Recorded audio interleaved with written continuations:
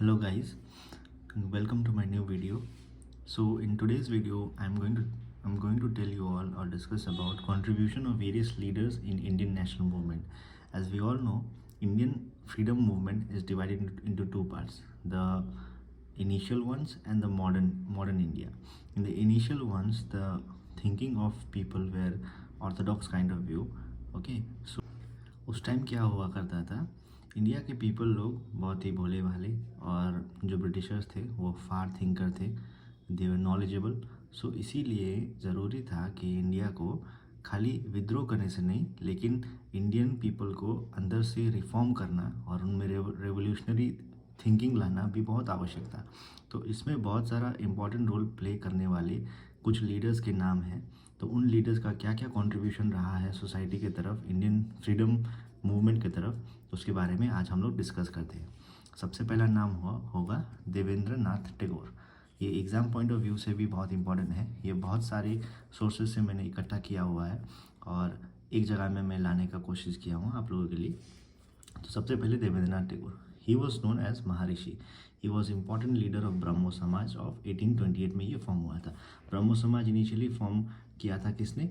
राजा राम मोहन रॉय ने। ठीक है, during his time, Devendra Nath Tagore के टाइम में ये ब्रह्मो समाज डिवाइड हुआ था इंटू आदि ब्रह्मो समाज और ब्रह्मो समाज ऑफ इंडिया। तो आदि ब्रह्मो समाज के लीडर थे देवेंद्र नाथ टैगोर और ब्रह्मो समाज ऑफ इंडिया के थे Keshav Chandra Sen. Devendra Tagore was the founder of Tattvabodhini Samaj in 1839। ये इंपॉर्टेंट डेट्स, ये भी याद रखिएगा।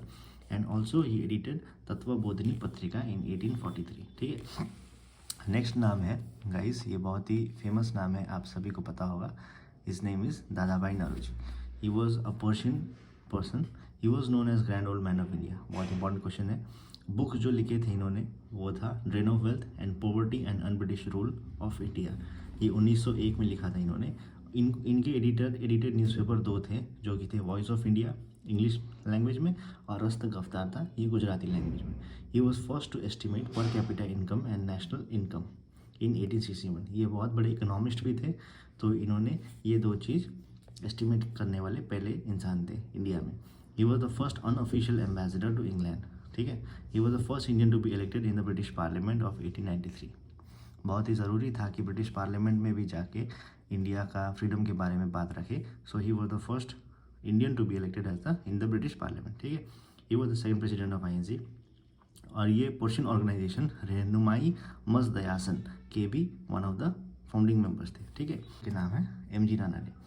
इन्हें सोक्रेट्स ऑफ वेस्टर्न इंडिया के नाम से भी जाना जाता है। He was known as father of western Indian renaissance. He was a political guru of Gopal Krishna Gokhale and Allan Octavian Hume. ये फाउंडर थे Deccan education society founded in 1884। ये फाउंडर थे विडो रीमैरिज एसोसिएशन। ठीक है, ही founded Poona Sarvajanik Sabha with the help of G V. Joshi and S H. Chiplunkar in 1867। Real founder of Prarthana समाज।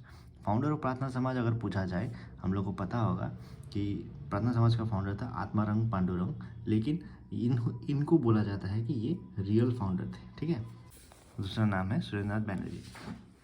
ही was known as राष्ट्रीय गुरु, crownless king of Bengal, बेताज बादशाह। ठीक है, सरेंडर नॉट, क्योंकि इन्होंने सरेंडर नॉट क्यों इनको कहा जाता है, क्योंकि जब लॉर्ड कर्जन ने बंगाल को डिवाइड किया था और जब कहा था कि बंगाल डिवाइड हो गया है, अब ये सेटल हो चुका है बंगाल, तो इन्होंने रिप्लाई किया था उनको, I will make settle facts unsettle. ठीक है, he was known as father of Indian nationalism.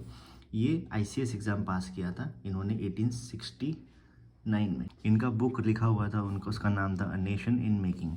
He formed Indian association 1878 26 जुलाई में, जो कि बाद में इंडियन नेशनल कांग्रेस के साथ जाके मर्ज हुआ 1886 में।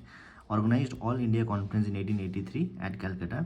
He was also called foreigner of INC। ठीक है, ही एडिटेड न्यूज़पेपर बंगाली पत्रिका। इनको फॉरेनर क्यों कहा जाता था गाइस? क्योंकि इनका सोच जो था ब्रिटिशर्स के साथ मिलने मतलब मैच होता था। इंडिया में पहले ही ऑर्थोडॉक्स काइंड ऑफ व्यू था, पुराने ज़माने का सोच था, तो इनका जो थिंकिंग था वो उनके साथ मैच होता था, इसीलिए इनको फॉरेनर ऑफ INC भी कहा जाता है। अब सबसे दूसरा वाला में जाते हैं, it is one of the important leaders. इनका नाम है राजा राम मोहन रॉय। ठीक है, he was the father of Indian renaissance. He was called the first modern man of India. इन्होंने अकबर II के द्वार में कोर्ट पोएट का भी रोल निभाया। तो अकबर टू ने इनको राजा का खिताब दिया। ठीक है, न्यूज़पेपर दो है इन्होंने जो एडिट किया था, मिराल उल अकबर जो पर्शियन में था और संस्कृत में था, Sambad Kaumudi. He passed sati reform act in 1829 with the help of Lord William Bentinck. ठीक है, सती रिफॉर्म एक्ट इन्होंने बनाया। तो इनका सबसे इंपॉर्टेंट और एक था ब्रह्मो समाज के भी फाउंडर। देखिए, he was the founder of Atmiya Sabha और ब्रह्मो समाज और founder of Vedanta college. He help David Hare to form Hindu college in 1817। जो बुक इन्होंने लिखा था उसका नाम क्या था, तुफत उल मुआहिदान, जो पर्शियन में लिखा था, जिसका मतलब होता है god of monotheist.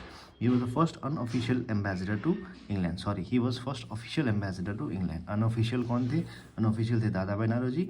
Official ambassador कौन थे? ये थे Raja Ram Mohan Roy. He was born in Bengal and died in Bristol, England.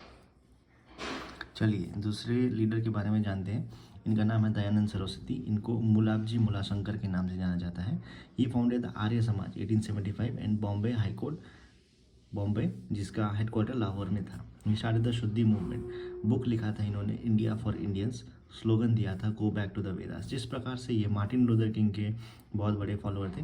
तो मार्टिन लूथर किंग कौन था? ये रिफॉर्मर थे ग्रीक में। जब ब्रिटिशर्स मतलब जब प्रोटेस्टियन जो क्रिश्चियंस थे उनको बाइबल का सहारा लेने के लिए उस समय का दौर चला, उसी प्रकार से इन्होंने बोला था इंडियन लोगों के लिए go back to the Vedas. ठीक है, दूसरा लीडर है Ishwar Chandra Vidyasagar. He was known as the father of traditional moderniser. ठीक है, he worked for women education. इन्होंने बहुत बड़ा काम किया था वुमेन एजुकेशन, वुमेन को आगे बढ़ाने में के सोसाइटी में। ठीक है, ये विडो रीमैरिज एक्ट लेके आए थे with the help of Lord Dalhousie in 1856। ठीक है, 1856 में विडो रीमैरिज एक्ट आया था। लॉर्ड डलहौजी उस टाइम के वाइसरॉय थे। ठीक है, ही लॉर्ड डलहौजी के टाइम में क्या ओपन हुआ था गाइज, बहुत इंपॉर्टेंट है, इंडियन रेलवेज। ठीक है, 1854 में। He was known as the father of Bengali prose, also wrote Bengali व्याकरण। Established Metropolitan Institute in 1864, जिसको कलकत्ता में अभी विद्यासागर कॉलेज के नाम से जाना जाता है। बुक इन्होंने लिखा था वर्ण परिचय, जो कि वुमेंस के लिए बहुत ही इंपॉर्टेंट था। ठीक है, वुमेंस के बारे में ये बुक डिस्क्राइब करता है। दूसरे इंपॉर्टेंट लीडर जो कि मुस्लिम थे, उनका नाम था sir Syed Ahmad Khan. He was a father of Muslim renaissance. ठीक है, रेनेसा का मतलब है रेवोल्यूशन, और father of dual nation theory. इन्होंने डुअल नेशन थ्योरी दिया था पहली बार, जिसको बाद में जाके पाकिस्तान के सोच विचारों में आने लगा। ठीक है, establish scientific society in Aligarh 1864। Aligarh movement start किया 1875 में।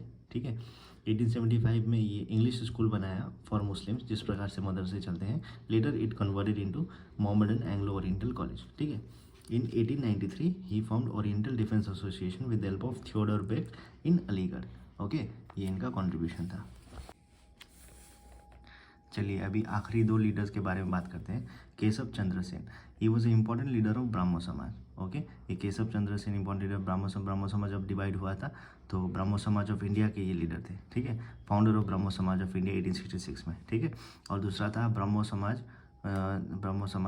जो कि राजा राम मोहन रॉय ने फॉर्म किया था, और डिवाइड होने के बाद में ब्राह्मो समाज ऑफ इंडिया और आदि ब्रह्मो समाज बना। आदि ब्रह्मो समाज के लीडर थे आप हमारा देवेंद्र नाथ टैगोर, और ये है ब्रह्मो समाज ऑफ इंडिया के लीडर। ठीक है, ही edited Brahma Bodhini Patrika. He was known as Brahmananda. He established Brahma Vikhya Samaj in 1865। He edited Indian Mirror, जो न्यूज़पेपर का नाम है, ये इनके एडिटर रह चुके हैं। ठीक है, अब सबसे लास्ट आखिरी है शिशिर कुमार घोष, पॉलिटिकल गुरु ऑफ बाल गंगाधर तिलक। ठीक है, पॉलिटिकल गुरु है शिशिर कुमार घोष बाल गंगाधर तिलक के। He was founder of Indian league 1875 and he edited Amrit Bazar Patrika newspaper जो था। ठीक है, तो गाइज़ ये कुछ लीडर्स के नाम थे जिनके बारे में मुझे बताना ज़रूरी लगा। इनके कुछ कंट्रीब्यूशन थे जो बहुत सारे सोर्सेज से उठाकर मैं आपको एक समराइज वे में बता रहा हूँ। ये बहुत एग्ज़ाम्स के लिए इम्पोर्टेंट है, किसी भी एग्ज़ाम के लिए, चाहे आप इसको डिफेंस एग्ज़ाम के लिए ले लीजिए, एसएससी के लिए ले लीजिए, रेलवेज़ के लिए ले लीजिए, बैंक के लिए ले लीजिए। ठीक है, तो one word question one day जो पेपर आती हैं उसके लिए बहुत ही इंपॉर्टेंट है। तो आशा करता हूँ आप सभी को ये वीडियो अच्छा लगा मेरा। ठीक है, और इसी प्रकार से आगे भी मैं कुछ वीडियोस आपके लिए ला के आऊँगा। So thank you for today and see you in the next video.